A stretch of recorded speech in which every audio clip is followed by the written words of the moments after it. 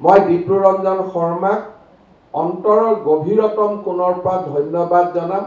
কাৰণ মই নিজে জানিছিলো যে সামগুৰিত মই জিকুৱাব নোৱাৰো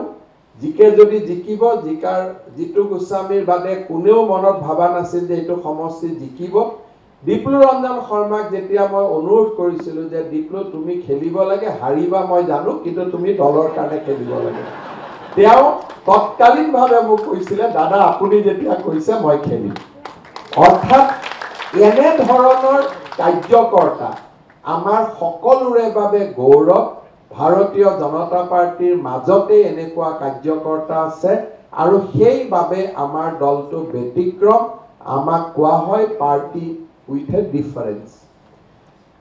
বিহালী সমষ্টিত অপৰাজিতাই কলে যে এইটো বহুত চৰ্চিত আছিল মোৰ দৃষ্টিত বিহালী সমষ্টি এটা কাৰণেই চৰ্চিত আছিল যে তাত ভাৰতীয় জনতা পাৰ্টিয়ে চাহ বাগিচাৰ চকীদাৰৰ ল'ৰা এজনক প্ৰাৰ্থিত্ব দিছিল তাৰ বাদে বিহালীৰ নিৰ্বাচনৰ আন কি বিশেষত্ব আছিল মই নাজানো এটা বিশেষত্ব আছিল যে ভাৰতীয় জনতা পাৰ্টিয়ে চাহ বাগিচাৰ লাইনত থকা চকীদাৰৰ ল'ৰা এজনকো টিকট দিব সাহস কৰে আৰু সেই চাহ বাগিচাৰ চকীদাৰৰ ল'ৰাজন জিকিবনে নাই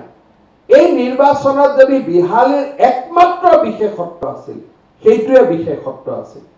কাৰোবাৰ দুখন হোটেল আছিল কোনোবা ভাল ব্যৱসায় কৰিছিল এই সকলোৰে বিপৰীতে কাৰোবাক ৰাজ পৰিয়ালৰ সদস্যই সমৰ্থন কৰিছিল ভাৰতীয় জনতা পাৰ্টিয়ে কাক সমৰ্থন কৰিছিল চাহ বাগিচাৰ চকীদাৰ যোনে দিগন্ত ঘাটোৱাৰক আজিও নাজানে তেওঁ দেউতাকে নিজে চাহ বাগিচাৰ চকীদাৰ আছিল আৰু বাগিচাৰ লাইনত দিগন্ত ঘাটোৱাৰৰ জন্ম আৰু দিগন্ত ঘাটোৱাৰ সেই সময়ত নিৰ্বাচন খেলিছিল যিটো সময়ত আমাৰ দলৰ হৈ নিৰ্বাচন খেলিবলৈ প্ৰাৰ্থী বিচাৰাটো এটা সেই সময়ত টান আছিল দিগন্ত ঘাটোৱাৰে যিকোনো কাৰণতে নহওক বিশ্বনাথ সমষ্টিত বহুবাৰ টিকটো খুজিছিল টিকট দিব পৰা নাছিল কেতিয়াও দলক বিৰোধিতা কৰাৰ এটা উদাহৰণো তেওঁ আমাক কেতিয়াও দাঙি ধৰা নাছিল টিকট পোৱাৰ পিছত দুবাৰ টিকট নোপোৱাৰ পিছত মই প্ৰত্যেকবাৰে দিগন্তক কৈছিলো দিগন্ত উপায় নাই দিব নোৱাৰিলো বেয়া নাপাবা কাম কৰিব লাগিব আৰু মনত এটাও প্ৰশ্ন নোহোৱাকৈ দিগন্ত ঘাটোৱাৰে বিশ্বনাথ সমষ্টিৰ বিধায়ক গৰাকী জিকিবলৈ যোৱা দুইটা নিৰ্বাচনতে অহু পুৰুষাৰ্থ কৰা মই নিজ চকুৰে দেখিছিলো ডিপ্লুৰঞ্জন শৰ্মাৰ দৰে দিগন্ত ঘাটোৱাৰ এটা অৱহেলিত সমাজৰ পৰা আমি যেনেকে বোকাত পদুম জন্মে তেনেকে বাগিচাৰ লাইনৰ পৰা আজি আমি এজন বিধায়ক কৰিব পাৰিছো ভাৰতীয় জনতা পাৰ্টিৰ বাবে ইউ এক গৌৰৱৰ মুহূৰ্ত কোনে ৰাজ পৰিয়ালৰ লৰাই প্ৰচাৰ কৰিছিল হি চৰ্চাই হ'ব নালাগিছিল চৰ্চা হ'ব লাগিছিল যে বিজেপিয়ে